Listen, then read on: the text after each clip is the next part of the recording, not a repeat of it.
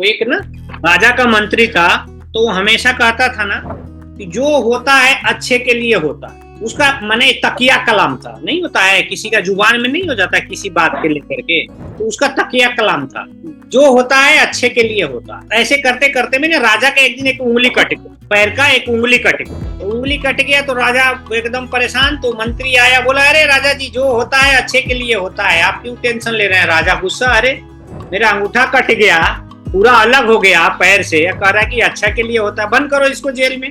तो उसको जेल में बंद कर दिया गया।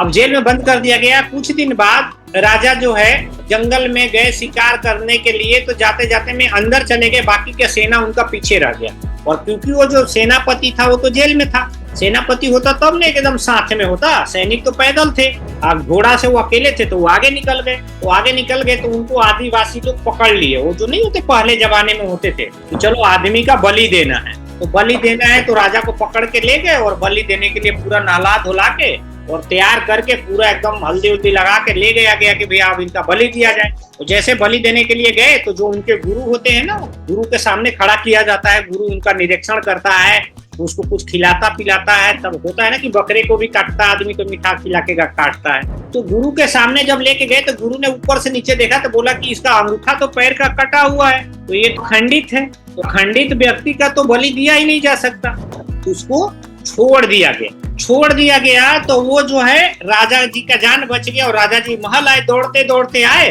और सबसे पहले वो कारागार में गए यानी जेल में गए। वो जा करके मंत्री से मिले, मंत्री के जा करके एकदम हाथ जोड़े, बोले भैया मेरे से गलती हो गई, तुम बिल्कुल सही कह रहे थे कि जो होता है अच्छे के लिए होता है, अगर मेरा उंगली नहीं कटा होता तो आज मेरा मौत हो जाता। तो बोला कि वो तो सर मैं बोलता ही हूँ राजा जी कि जो होता है अच्छे के लिए होता है। तो बोला कि फिर तू बेवकूफ वाला बात कर रहा है, अगर जो होता है वो अच्छे के लिए होता है तो तू इतने दिनों से जेल में है, तेरे साथ क्या अच्छा हुआ। ये सेनापति ने बोला कि मेरे साथ यही अच्छा हुआ कि मेरे को आपने जेल में डाल दिया, अगर आप मेरे को जेल में नहीं डालते और मैं जाता तो मेरी बलि चढ़ जाती।